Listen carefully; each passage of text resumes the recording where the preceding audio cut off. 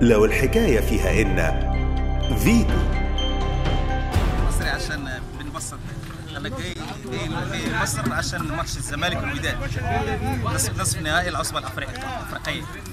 شايف الزمالك فريق منافس ليكوا تقيل مثلا؟ بنقرا في المنتديات باسم الزمالك فريق كويس، خاصة في الفترة دي وفي الفورمة، لكن إن شاء الله إحنا جايين عاملين ثقة في فرقتنا وفي التيم بتاعنا. إن شاء الله جايين هنكسب عشان نكسب هنا قبل ما نروح المغرب عشان نلعب مباراة بأريحية إن شاء الله.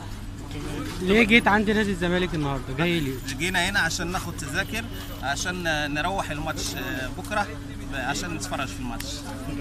اتعرف باسمك؟ لا صافي اول محمد صافي. ما تعرفش تتكلم مصري؟ لا ما بعرفش اتكلم. منورين مصر. الله يبارك فيك، الله يبارك. مرحبا بكم في المغرب. جيتوا مرحبا بكم انتم، الف مرحبا. بارك الله. فيتو.